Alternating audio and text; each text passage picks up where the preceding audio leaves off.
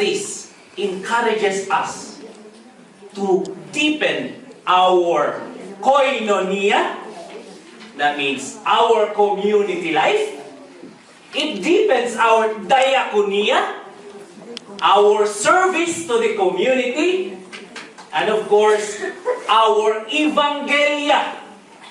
That ties our gospel or that's evangelium. We are bombarded with the topic, you are the salt and light of the world. Last week, Father Julie gave you a recollection or retreat. A 1-hour retreat about salt and light.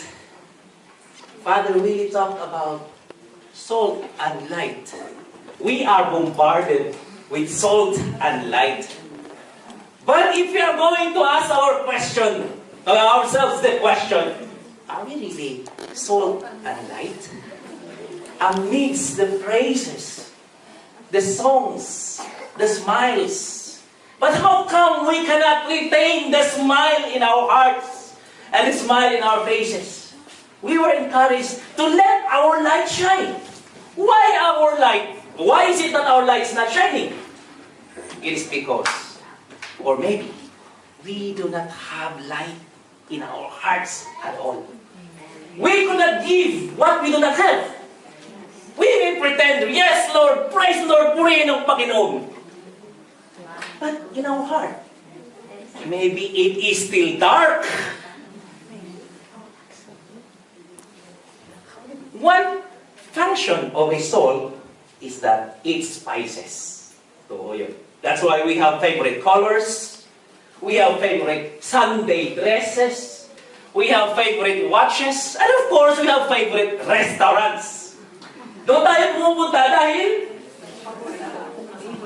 masarap. Tama ang lasa. Tama ang impla. Sabog. Tamang-tama. That's why we go back dahil masarap. Hindi kulang sa asin. Hindi din sobra sa asin. Tama. That's why we keep coming back for more. In our community, do we spice up our community? Tayo bang nagpapalasa o nagpapaalat? Ha? Tayo bang nagpapalasa sa ating mga community? It spices up. And salt is not eaten alone. Thou shalt not eat salt. Because it's a sin.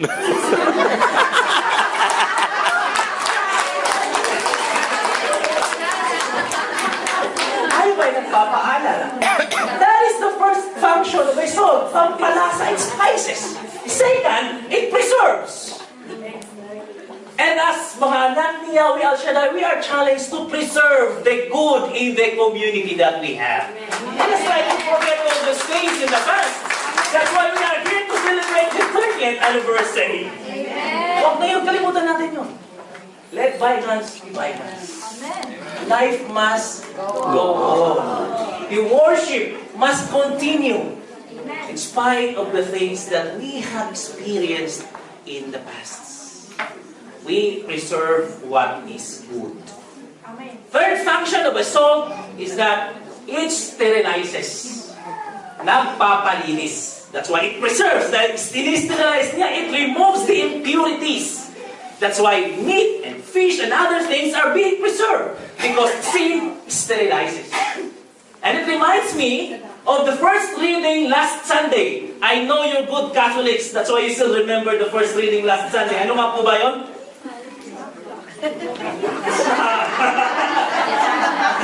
You are a good Catholic. Huh? The first reading last Sunday is from the book of the prophet Malachi.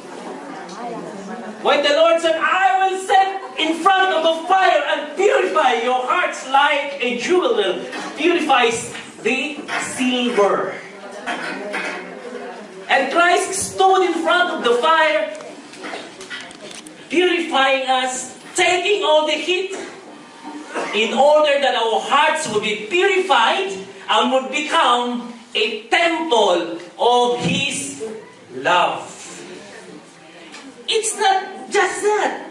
Hindi lang po ganun. The second reading last time, talks about God taking part of our humanity, entering into our humanity, taking part of our flesh and blood so that we will be able to relate to Him in spite of our problems that we have. So that we can easily say, Lord, I know you have suffered like me because you were crucified. We know Christ was being born to a mother, just like you and me. We know that Christ was being abandoned by His friends in the Garden of Gethsemane. We know that Christ was being hurt and being disappointed, and even at the height of in the cross, He said, Yahweh, Yahweh, o the Eli, Eli, lama sabachthani. Lord, my God, why have you forsaken me? And there were times that we feel being abandoned by the Lord, being forsaken by our friends. But Christ entered into humanity. That way, we can relate to Him.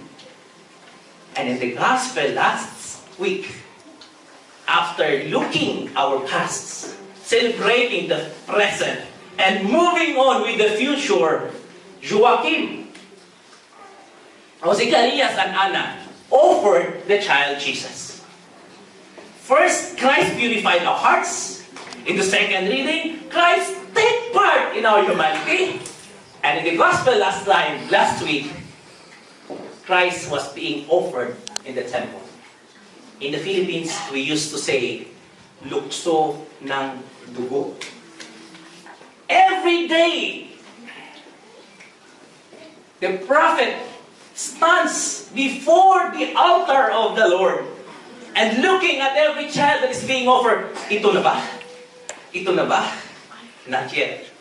Anna, 84 years old, day in, day out, standing in front of the temple, waiting for the Messiah to come.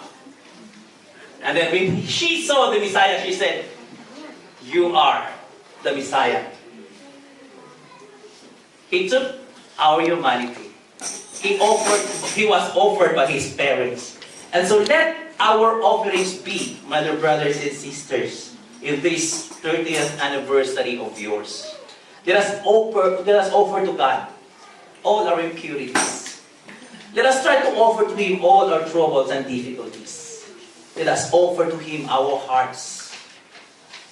Let us offer to Him our troubles, our problems, our difficulties.